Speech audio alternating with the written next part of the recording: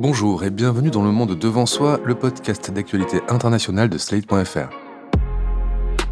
Je suis Christophe Caron et je suis en compagnie de Jean-Marie Colombani, directeur de la publication de Slate. Bonjour Jean-Marie. Bonjour Christophe. Et d'Alain Frachon, éditorialiste au Monde et spécialiste des questions internationales. Salut Alain. Bonjour Christophe. Si vous avez fait partie des 15 600 000 Françaises et Français qui ont regardé le débat d'entre-deux tours mercredi 20 avril, vous avez dû, comme nous, hausser un sourcil en entendant Marine Le Pen dire ça. Je considère que l'agression dont l'Ukraine a été victime n'est pas admissible. Et j'avoue que les efforts, M. Macron, que vous avez développés pour tenter de trouver, au nom de la France, les moyens, les voies de la paix, méritent d'être soutenus. C'est extrêmement clair.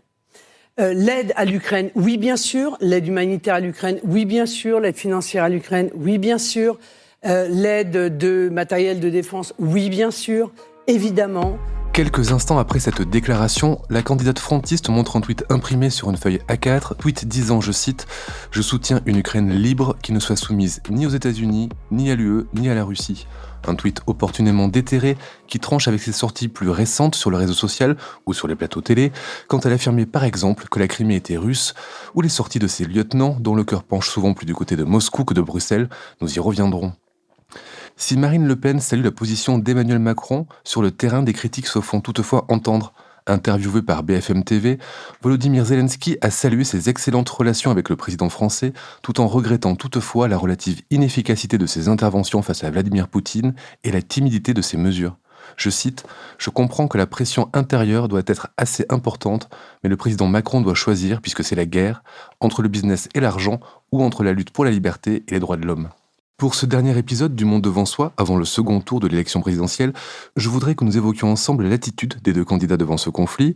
Pour résumer, on a d'un côté une Marine Le Pen loin d'être claire dans ses prises de position, on peut même parler de mensonge, et de l'autre, on a un président candidat qui, après avoir adopté des points de vue fermes face à Moscou, semble désormais très, voire trop prudent, Jean-Marie. Pour ce qui est de Marine Le Pen, il n'est jamais trop tard pour bien faire. Donc c'est vrai que son ralliement tardif mais réel à l'idée que le fauteur de guerre c'est la Russie, il faut le prendre tel qu'il est. Mais c'est vrai. Vous le trouvez sincère ce ralliement ? Ça allait sonder les reins et les cœurs, je ne sais pas. Mais ce qui est vrai, c'est que Marine Le Pen, au point de départ, elle valide l'invasion de la Crimée. C'est une célèbre interview sur CNN avec Christiana Amanpour, où Christiana Amanpour lui dit « Mais c'est une invasion, qu'est-ce que vous avez à dire sur cette... » Et elle dit « Mais comment, quoi ? De quoi vous me parlez ?» Vous voyez, elle nie même le fait.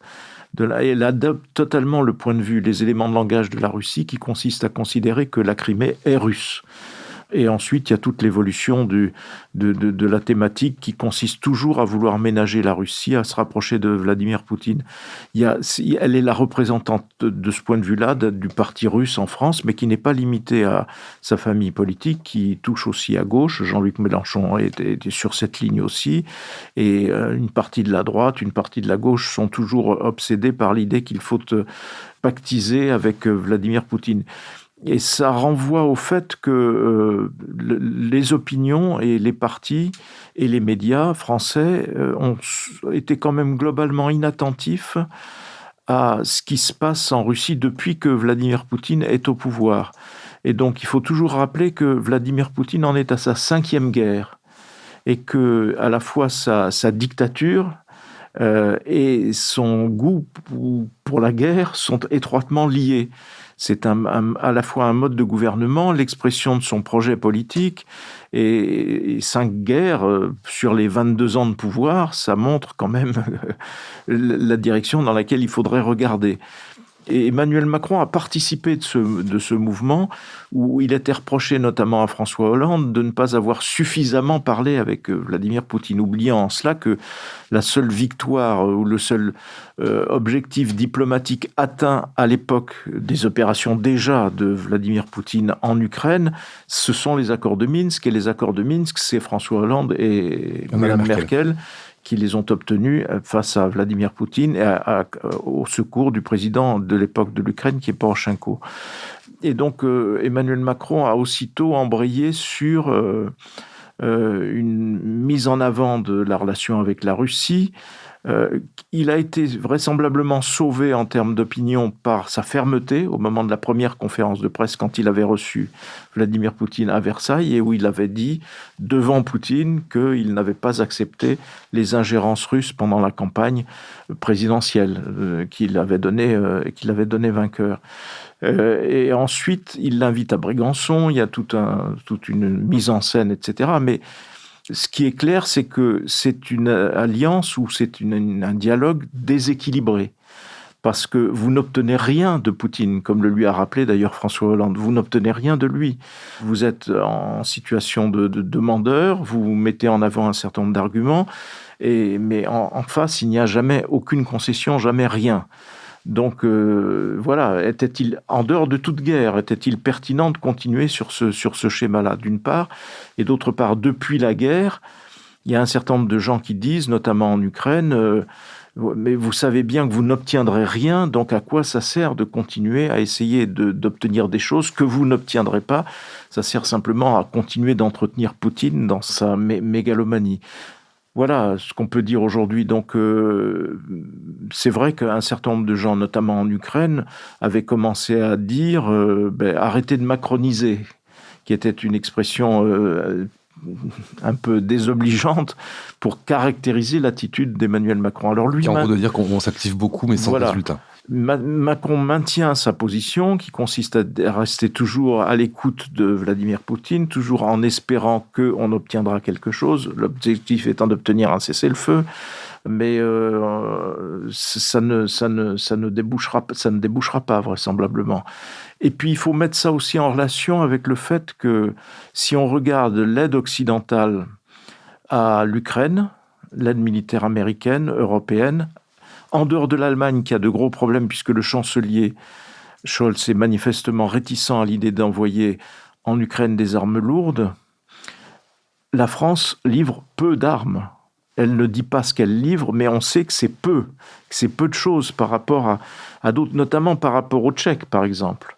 Donc, il y a aussi cet aspect des choses. Alors, nous, on envoie des ambulances, on vient d'envoyer à nouveau des véhicules de secours, du matériel de secours, ainsi de suite, mais on n'aide pas les Ukrainiens à combattre. Donc, peut-être voilà aussi qu'il y a un chemin de crête suivi par Emmanuel Macron qui est quand même dissocié des autres occidentaux et qui cherche à maintenir une sorte de voix française, comme si, encore une fois, vieille illusion française, comme si le fait de montrer ouvertement qu'on s'éloigne des États-Unis et qu'on se rapproche de la Russie était une garantie de notre indépendance, ce qui est, à mes yeux en tout cas, une pure illusion.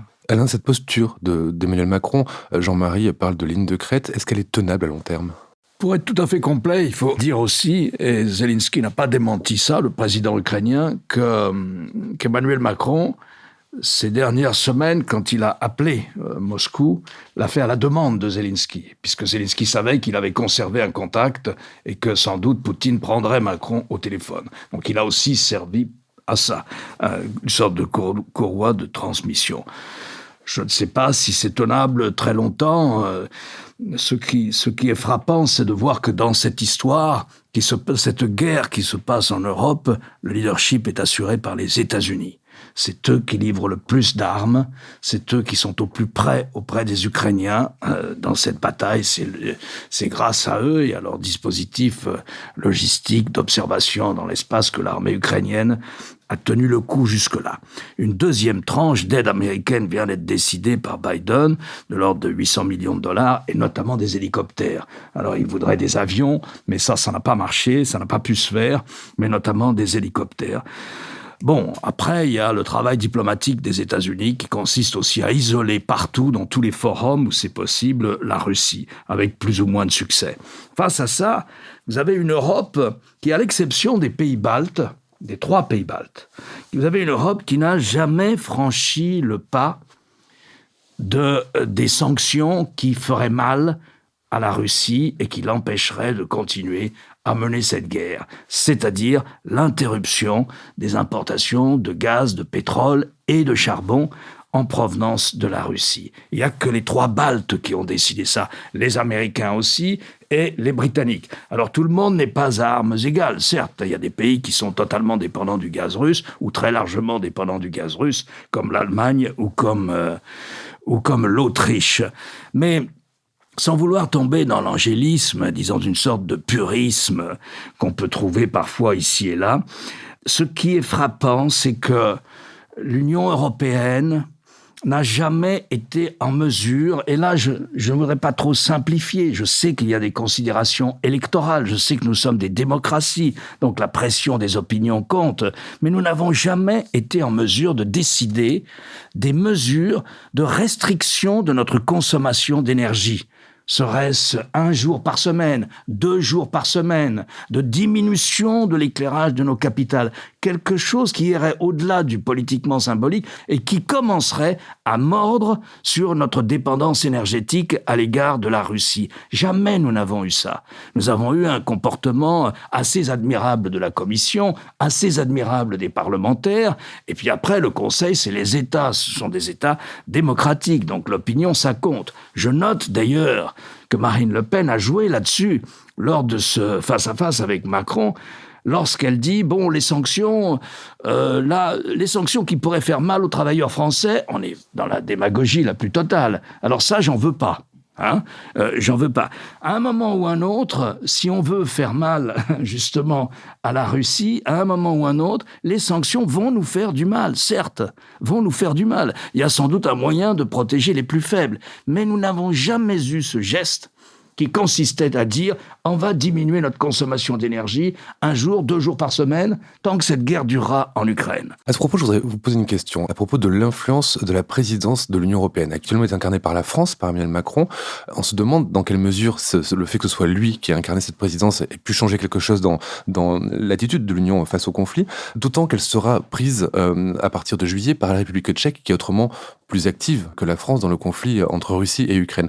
Est-ce que la présidence a un effet, le fait qu'un pays ou un autre ait la présidence ait un effet sur la manière dont les affaires de l'Union sont menées? Sans doute, oui, sans doute. C'est pas dans les compétences de la présidence. On n'a pas encore suffisamment intégré la politique de défense et de sécurité. C'est pas dans ses compétences, mais évidemment, il a une visibilité. Évidemment, il a une capacité d'entrain, surtout quand c'est un grand pays de l'Union européenne et un des pays fondateurs, comme la France. Alors, la situation a été très difficile pour le président Macron. Parce que qu'est-ce qu'il pouvait faire? Aller à Kiev, lui aussi, pour rencontrer Zelensky, mais à vrai dire, c'est pas tellement ce que souhaitaient les Ukrainiens. Les Ukrainiens souhaitaient que la France continue à tenir une ligne face à Vladimir Poutine. Or, la perspective, c'était quoi pour les Ukrainiens? Le drame des élections françaises, c'est si Marine Le Pen les remporte. Et donc, à ce titre-là, ils ont préféré sans doute que le président Macron fasse campagne active en France, au lieu de rester à Paris pour téléphoner à Moscou. Et de ce point de vue, je comprends qu'Emmanuel Macron n'ait pas été à Kiev, parce que je crois que ça aurait pu être lui reproché par une partie de l'électorat. Donc voilà, c'était une position difficile qu'avait Emmanuel Macron. Il assure la présidence, il a cette relation qu'il a voulu maintenir avec Moscou. En même temps, le plus important, si l'on veut véritablement jouer un rôle dans cette guerre, c'est d'empêcher que Mme Le Pen arrive à l'Élysée. Donc ça faisait des paramètres très compliqués à gérer pour lui. Il y a un différend entre Zelensky et Emmanuel Macron. Il porte sur le terme de génocide. Zelensky parle de génocide du peuple ukrainien par les Russes. Les Américains ont prononcé ce mot. Emmanuel Macron se refuse à le prononcer. Pourquoi, Jean-Marie? Est-ce qu'il a tort? Je pense qu'il a sans doute raison, parce que le génocide, ça renvoie à une notion bien précise et rarissime, puisque les génocides recensés, admis à la fois par les historiens et par les États aujourd'hui, par les justices des différents pays, par la justice internationale, c'est la Shoah, c'est le Rwanda, ce sont des nombres très limités de cas. Donc oui, simplement, ce qu'on peut observer en revanche, c'est que il y a déjà eu, si vous voulez, moi je pense qu'il y a eu globalement une forme de complaisance vis-à-vis de la Russie de Poutine, et donc un aveuglement volontaire par rapport à ce qu'est la nature du régime poutinien, c'est-à-dire une dictature, une kleptocratie aussi, parce qu'il y a une captation d'une grande part de la richesse par les proches de Vladimir Poutine. Et il y a des objectifs de guerre, puisque la doctrine centrale de Vladimir Poutine, c'est que l'Europe est en déliquescence, l'Europe est en déclin, et qu'il faut donc non seulement faire disparaître l'Union européenne, mais aussi substituer à nos valeurs d'aujourd'hui des valeurs plus traditionnalistes, qui sont peut-être incarnées en Russie par le fameux Kirill, qui est le chef de l'Église orthodoxe russe, et non pas par les Lumières ou par que ce soit d'autre. Donc de ne pas avoir vu cela, fondamentalement, c'est une erreur historique. Et donc ça s'est traduit concrètement par le fait que quand sont arrivées les informations des États-Unis, notamment des services américains disant « il va faire la guerre », tous les sages et les experts et nos politiques nous ont expliqué « vous n'y pensez pas, c'est un homme raisonnable, c'est un être de raison, donc il ne fera pas la guerre ». Alors que les informations se faisaient de plus en plus précises. Il a fallu admettre que la guerre était déclenchée et qu'elle était déclenchée. Voilà. Ensuite, la nature de la guerre. On a nié aussi le fait que ce serait la réplique de ce qu'il a fait à la fois en Tchétchénie et en Syrie. Regardons Mariupol, regardons ce qui est arrivé dans telle ou telle ville. C'est une barbarie sans nom. Enfin, je veux dire, c'est... Bon, et là aussi, il a fallu l'admettre. Et ensuite, Biden est arrivé en disant « il y a des crimes de guerre ». Ah, dit Emmanuel Macron, de quoi parle-t-on ? Il ne faut surtout pas mettre de l'huile sur le feu, surtout pas prononcer des mots qui pourraient à nouveau énerver Poutine, en gros, quoi. Je veux dire, ce qui est une réaction plus que contestable, parce que quelque temps plus tard, quand on découvre les charniers et les massacres, on est obligé de dire maintenant officiellement, comme l'a reconnu Jean-Yves Le Drian, il y a des crimes de guerre. Donc peut-être, avec le temps, sera-t-on obligé de reconnaître qu'il y a une dimension génocidaire dans la politique de Poutine, parce qu'il nie même l'existence d'une nation ukrainienne ou d'un peuple ukrainien, puisqu'il considère qu'ils sont russes. Ce qui, par ailleurs, nous renvoie à une incohérence totale.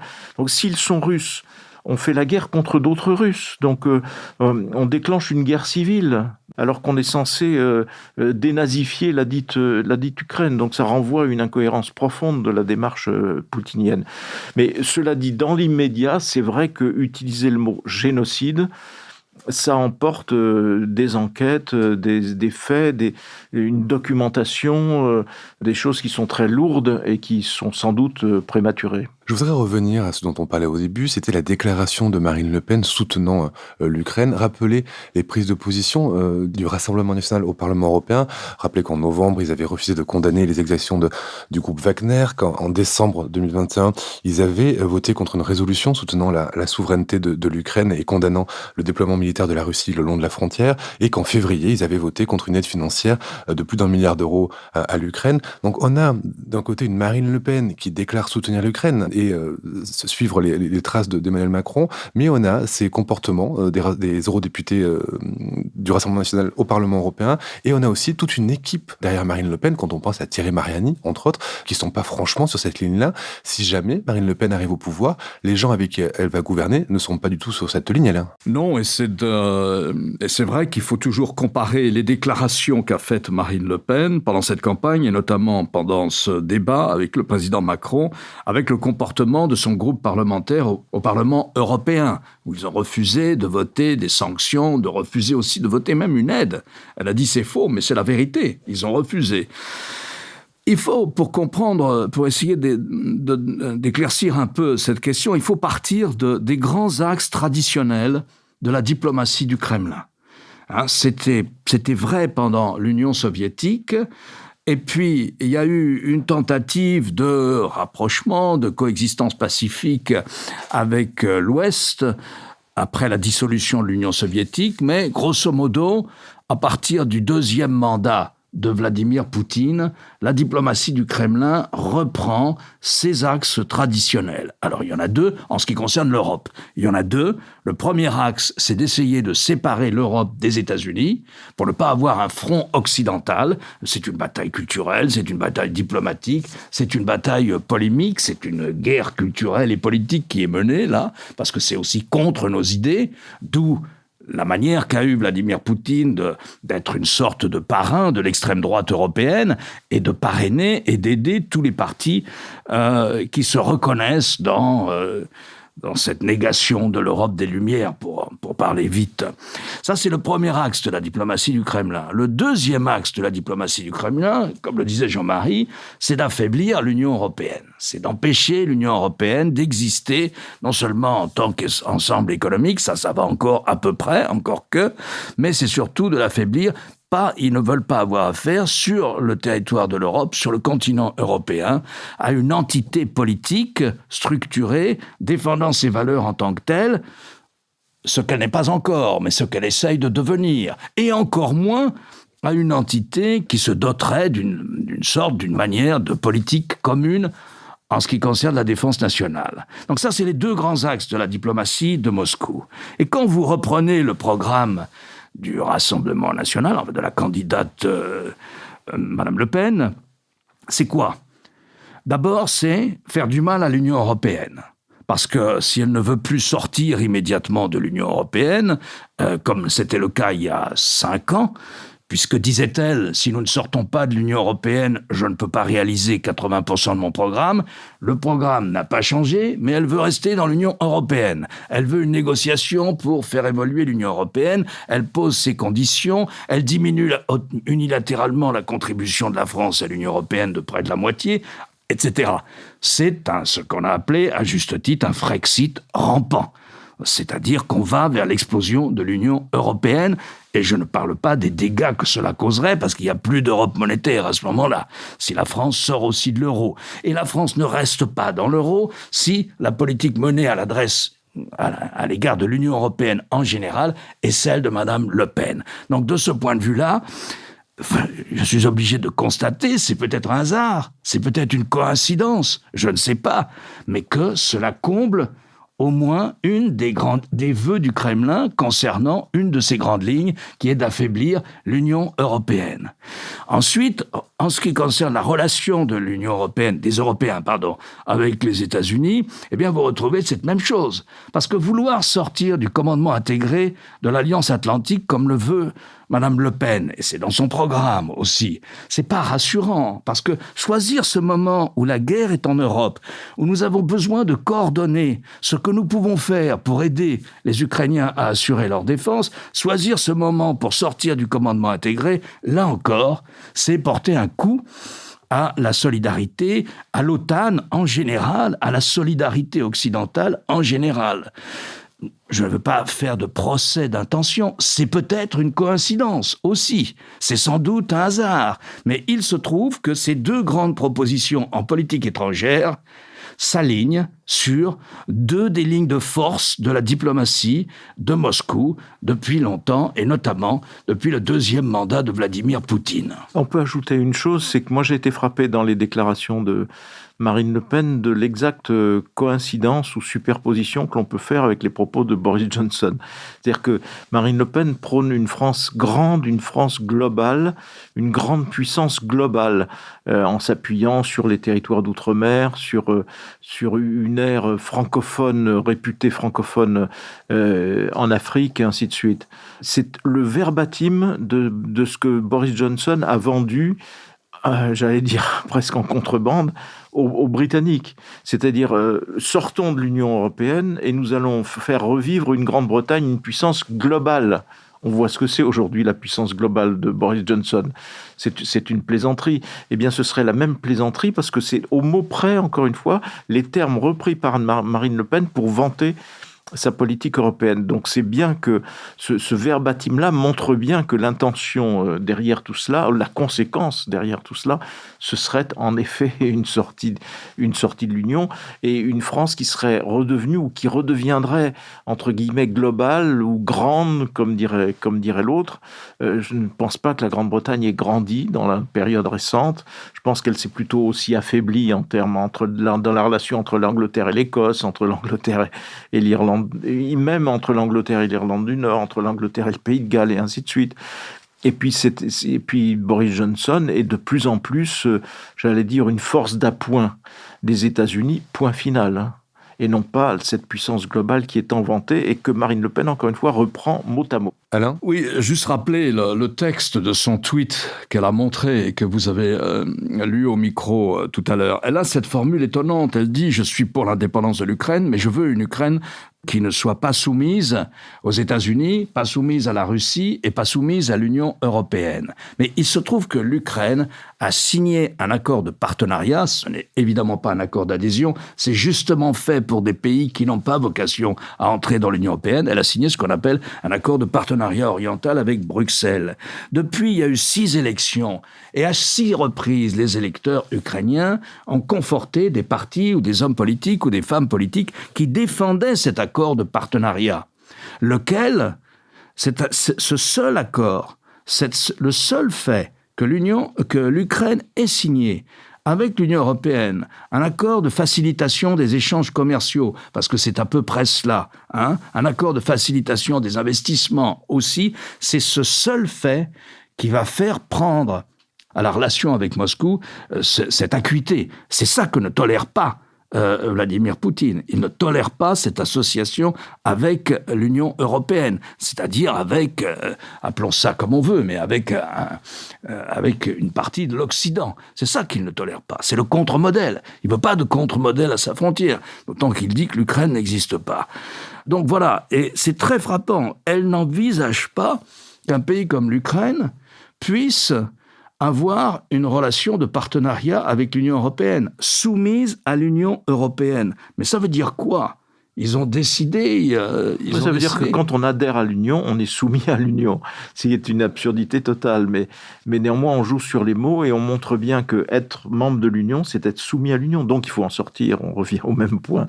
Et si vous n'en sortez pas, vous n'êtes pas souverain, vous n'êtes pas... ainsi de suite. Autant on peut discuter d'un statut de neutralité, parce que ça aurait du sens.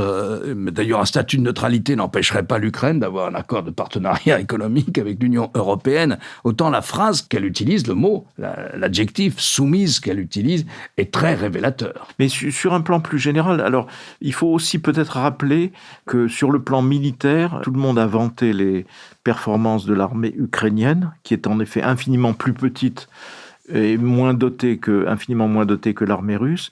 Elle a bénéficié pendant des années d'un entraînement américain et britannique. Et donc, elle a été sérieusement entraînée par les Américains et par les Britanniques. Donc, il y a en effet une proximité là avec les armées occidentales qui est un des éléments du conflit. Et s'agissant de l'attitude de la France, je suis très partagé parce que mon premier mouvement serait de dire mais on joue quand même petit bras, parce que dans une union où les Tchèques essaient de mettre en avant des avions de fabrication ex-soviétique, où les Polonais accueillent 3 millions de réfugiés, où tel ou tel pays, à la mesure de ses forces, débloque tant d'argent, nous, on accueille aujourd'hui 45 000 réfugiés ukrainiens. On est quoi dans ce dispositif ? Alors, on a des bonnes paroles, des paroles de grande fermeté. Quand on écoute Jean-Yves Le Drian, c'est très clair, c'est très ferme vis-à-vis de la Russie, dans le soutien à l'Ukraine. Mais la réalisation de ce soutien, très peu d'armement, beaucoup de véhicules, beaucoup d'ambulances, certes. Donc on se dit, est-ce qu'on vraiment on prend notre part ? Est-ce qu'on prend vraiment notre part ? Ou est-ce que dans le dialogue entre Emmanuel Macron, qui est permanent, entre Emmanuel Macron et le président ukrainien, est-ce qu'il y a une concertation telle et une confiance telle que tout cela rentre dans une attitude bien comprise par les Ukrainiens. Mais justement, vous avez parlé des réfugiés. Marine Le Pen, elle a fait un symbole lors de son intervention. Elle a parlé de Louis Alliot, son compagnon, qui est par ailleurs maire de Perpignan, qui est allé récupérer des réfugiés ukrainiens à la frontière avec la Pologne. C'est une belle histoire très marketée pour un débat, mais c'est vrai que vous avez donné un chiffre sur les 5 millions de réfugiés ukrainiens. D'après les données de l'Office français de l'immigration et de l'intégration de la mi-avril, qui sont citées par Le Monde, on dénombre, alors eux de leur côté, des nombres 57 000 Ukrainiens qui percevraient l'allocation de subsistance accordée par l'État, ce qui permettrait de faire ce décompte-là. 57 000 sur 5 millions, c'est une infime partie. Comment expliquer ce si petit nombre ? C'est un manque de volontarisme de l'État français ? Est-ce que c'est les Ukrainiens préfèrent aller ailleurs qu'en France ? Je ne sais pas, en tout cas, ça n'est pas étranger à la façon dont on se comporte nous-mêmes. Je pense que... Alors, ces 3 millions qui sont en Pologne ne resteront pas en Pologne. D'ailleurs, une partie de ceux qui se sont réfugiés en Pologne reviennent dès que c'est possible en Ukraine. Une bonne partie de ces réfugiés, dès lors que la tension militaire s'apaiserait, si elle s'apaise, reviendront en Ukraine. Mais néanmoins, on voit bien que les capacités d'accueil ailleurs que chez nous sont davantage ouvertes. Mais ça renvoie à une attitude plus générale de la France. Combien de réfugiés syriens avons-nous accueillis ? Quelle est l'attitude vraiment que nous avons vis-à-vis de gens qui échouent à Calais et autour de Calais pour pouvoir passer en Grande-Bretagne? Comment sont-ils traités par nous? Voilà, il y a aucune raison de se glorifier de notre attitude dans ce domaine. On est plutôt sur, ceux qui ont le haut du... La politique est quand même largement influencée par les idées de repli, de protection au maximum, plutôt que d'ouverture. Ça, c'est clair aujourd'hui. Merci Jean-Marie, merci Alain. Alain, je rappelle votre chronique chaque jeudi dans Le Monde et sur lemonde.fr. Jean-Marie, je rappelle quant à vous votre participation à l'émission politique chaque jeudi aussi sur France 24. Le Monde devant soi revient mardi prochain avec Hélène de Commer pour que vous débriefiez ensemble le second tour de l'élection présidentielle française. Merci messieurs et à mardi prochain. Merci Christophe. Au revoir Christophe. Retrouvez Le Monde devant soi chaque vendredi sur slate.fr ou votre plateforme de podcast préférée.